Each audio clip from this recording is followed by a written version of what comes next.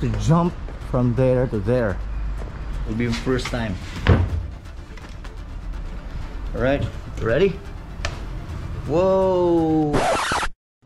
Nangyari to July 23, 2022, Saturday at around 10:30 AM.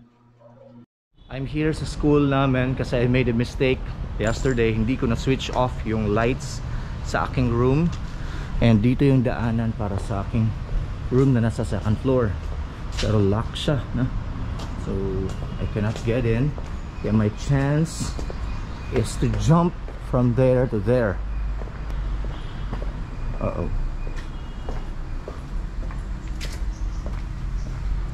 We'll see. Oh, we'll see.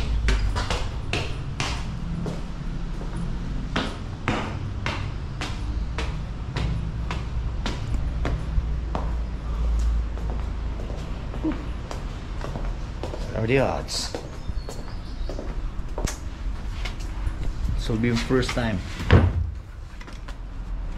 Alright, ready? Whoa! Grabe, ang layo pala.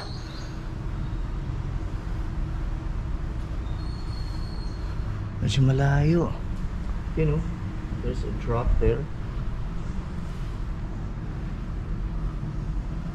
Pagbalik ko dito yung problema.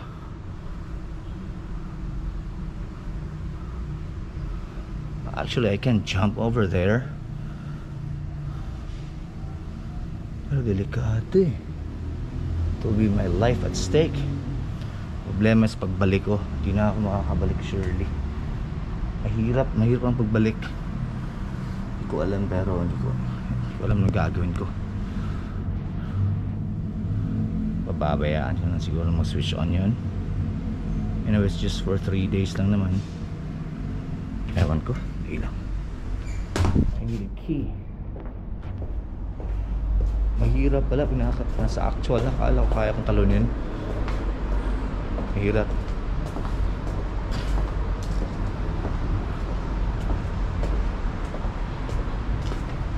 Question is, bakit kayo naka-on yung ilaw?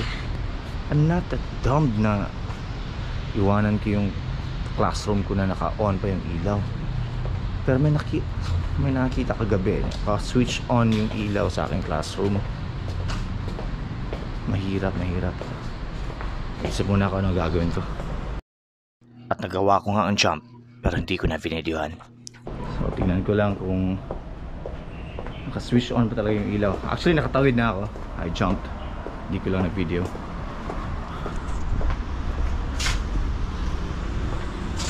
Tingnan natin. Well, it's correct. Naka-on nga yung ilaw. Ay, my mistake. Oh, literally, ang dali lang na-open kanina. Hindi ko pa na-saksak yung susi. Na-open ko na siya. We'll see kung may nawawala ba or may kababalaghan ba dito. Wala. The truth is, nalimutan ko lang talaga yung switch off yung ilaw. So, lesson learned. Switch that off. Alright. Pero, lalagay ko muna yung mga gamit ko sa labas dito sa loob ng classroom. Medyo makalat pa kasi dyan eh. Yan o. Yan. Lahat ng yan, ilagay dyan. Good.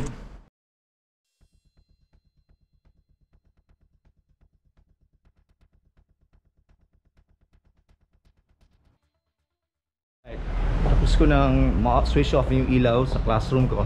By the way, today is Saturday pala. And the next challenge is to get out in here kasi locked sa baba, so I'll be passing. Dito pala ako dumaan kanina. Diyan, I jumped over here.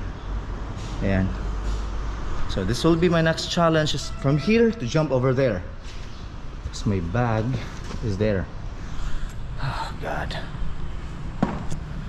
Hindi ko na i-video to. And I made it. Alright. There. Jump ako here. Isang foot. Then yung isang foot diretso kagad dun. Yun ang isa sa mga pinaka-dangerous stunts na nagawa ko sa buhay ko. Lesson learned. Check everything. Kasi pag nagkamali ka or may ano, it will cost your effort, money, time, and hassle talaga. well, it reflects naman in some of my other works, gaya na paperworks. Pero I wish I could change my habit. Sana sa mga, you know, kayo dyan na medyo systematic talaga, very good po. Pero sa habit kasi yan eh, yung being systematic, yung hindi tanga, yung ganun. Yung sa mga may katangahan ng konti, ingat-ingat lang po tayo kasi it will cost sometimes our life. Imagine if I will fall over there, patay tayo dyan, buong career natin mo or even our life will be demise talaga. Oh, thank God, that's my bag. Let's go home.